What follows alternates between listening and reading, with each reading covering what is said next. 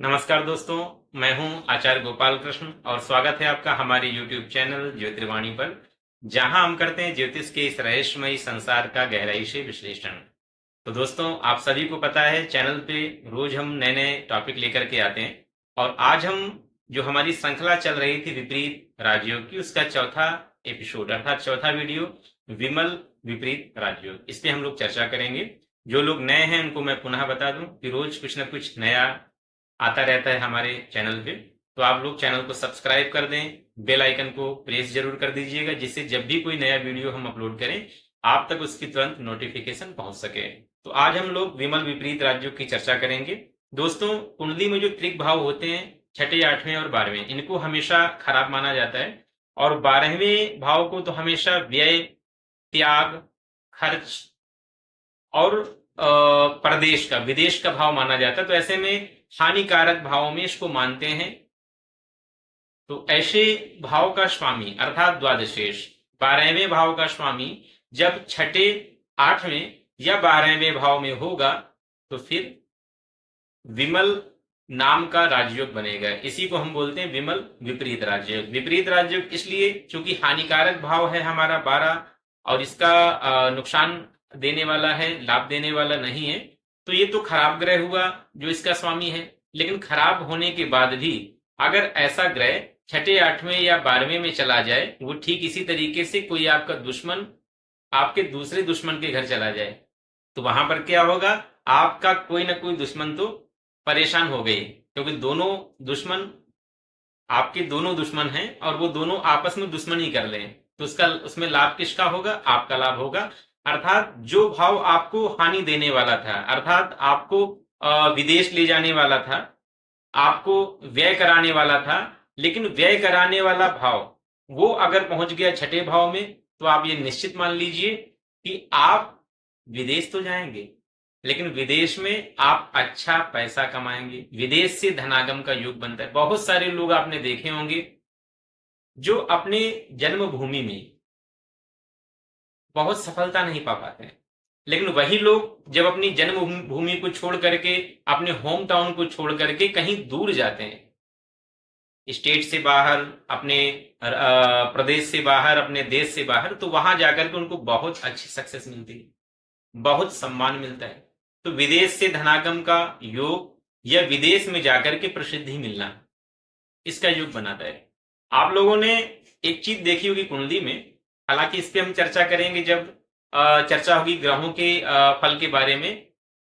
केतु एक ऐसा ग्रह है, जब वो 12वें चला जाता है तो मोर देन 80% केसेस में ऐसा होता है कि व्यक्ति या तो होम टाउन, होम स्टेट या अपनी कंट्री छोड़ करके बाहर जाएगा। मोर देन 80% केसेस में केतु अगर 12वें चला गया तो, या फिर मीन राशि पे पहुंच गया, ये वाकई होता है। आप कुंडलियों में देखिएगा, इसके आपको रिजल्ट मिलेंगे और बताइएगा भी।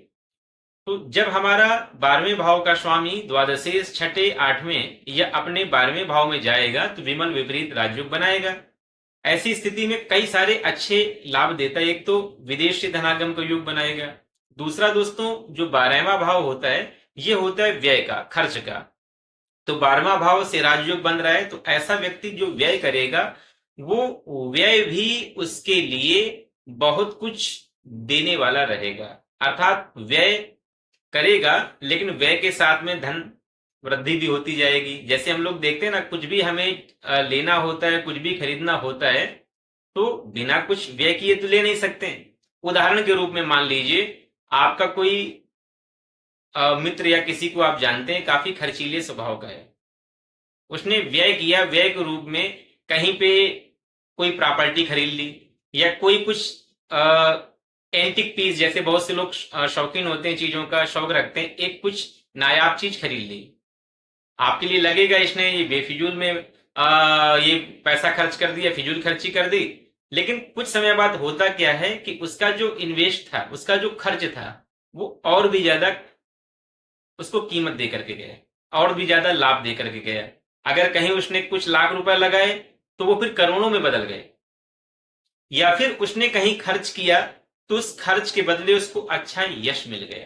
प्राय देखा गया है कि जब विमल विपरीत राजयोग बनता है, विमल का मतलब है कि स्वच्छ, तो ऐसे लोगों को ख्याति बहुत मिलती है। खर्च करेंगे कहाँ पे? किसी अच्छे मार्ग पे।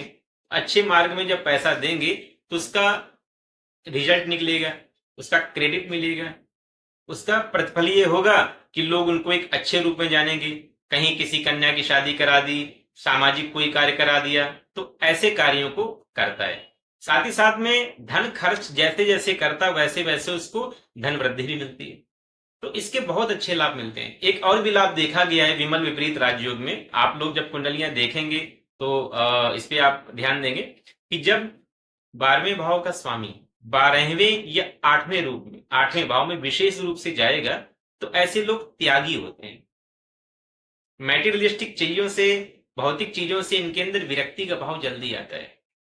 स्वभाव से सरल होंगे, धार्मिक होंगे, तो इसका बहुत अच्छा रिजल्ट मिलता है। 12वें भाव का स्वामी अगर 12वें में ही पहुंच जाए तब तो आप ये मान लीजिए ऐसा व्यक्ति दानी होगा। बहुत बार ऐसा देखा है, खासतौर पे आप शुक्र को अगर देखें, बहुत सारी कुंडलियों में शुक्र अगर 12वें भाव में है तो व्यक्ति को दानी बनाता स्वभाव से।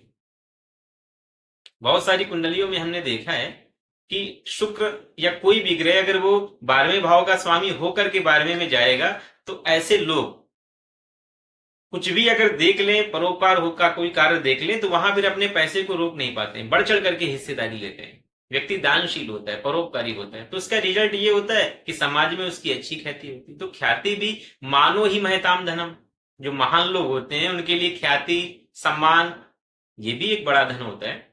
सही मायने में तो अच्छा धन यही है, क्योंकि हमारी जो कर्म है, जो धर्म है, वही हमारे साथ जाता है। जैसे संस्कृत की एक सूक्ति है जो कि कहती है, धनानि भूमौ उपस्वश्च गोष्ठे नारी ग्रह द्वारी जनाश्मशाने देहश्चितायाम परजीव लोके धर्मानुगो गच्छति जीव एक। कि सारी की सारी चीजें आपको बीच रास्ते में छोड़ देंगी, आपकी गृहिणी दरवाजे तक, रिश्तेदार, नातेदार, शमशान घाट तक। धन तो आपका आपके घर में या बैंक के लॉकर में ही पड़ा रह जाएगा। आपका शरीर भी, जिसको आप इतना ज्यादा सजाते संवारते हैं, वो भी केवल चिता तक साथ देगा। लेकिन आपका किया हुआ सुकृत, अच्छा कार्य, धर्म, वो आपके साथ जाता है। तो ऐसे में मानो ही महताम धनम, जो महान लोग होते हैं उनके लिए तो यश, सम्मान, कीर्ति, यही उनके लिए महान धन होता है। ऐसी स्थिति में विमल विपरीत राजयोग उनके त्याग को प्रशंसनीय बना देता है, उनके दान को प्रशंसनीय बना देता है। एक कुंडली यहाँ पे लेते हैं, कर्क लग्न या मेष लग्न की, चलो कुंडली लेते हैं। मेष लग्न की कुंडली में आप देखेंगे द्वादशीश होता है हमारा गुरु, और द्वादशेश यानी 12वें भाव का स्वामी होने के बाद में गुरु बैठ जाए अगर 6ठे भाव में, 8वें भाव में या फिर 12वें भाव में, तो यहां पर चूंकि 12वें भाव का स्वामी गुरु 6ठे, 8वें या 12वें भाव में बैठ रहा है तो दोस्तों विमल विपरीत राजयोग बना रहा है। और विमल विपरीत राजयोग बनने के कारण ऐसा जो जातक होगा, अगर अपने गृह क्षेत्र से, गृह नगर से बाहर अगर जाएगा, ज्यादा ख्याति पाएगा, ज्यादा समृद्धि पाएगा, दानशील होगा, स्वभाव से त्यागी होगा, और जो जो विमल विपरीत राजयोग का फल मिलता है उन सारे फलों को प्राप्त करेगा। हालांकि इसमें कुछ कंडीशन है, जैसा कि मैंने पहले बताया था। ऐसी स्थिति में जब भी कोई विपरीत राजयोग बनता है वहां पर लग्न का बलवान होना ये बेहद आवश्यक होता है। तो लग्नेश का बली होना चाहिए, अर्थात 10 से 20 डिग्री के बीच में होना चाहिए, और नीच का नहीं होना चाहिए। तो ये सारी चीजें भी देखी जाती हैं। तो इस तरीके से आप राजयोग, विमल विपरीत राजयोग को आपने समझा कि 12वें भाव का स्वामी अगर 6ठे, 8वें या 12वें भाव में होगा तो विमल विपरीत राजयोग बनेगा। ऐसे ही और भी अच्छे अच्छे वीडियोस आपको मिलते रहेंगे। आप जुड़े रहें हमारे चैनल से। अगर वीडियो अच्छा लगा हो तो लाइक जरूर करें, और कमेंट में आप अपनी बात रख सकते हैं किन किन विषयों पर हम वीडियो बनाएं, या कुछ आपको जानना हो तो हमारी वेबसाइट ज्योतिर्वाणी.com पर विजिट कर सकते हैं। तो पुनः मुलाकात होगी किसी और वीडियो में। तब तक के लिए नमस्कार, धन्यवाद।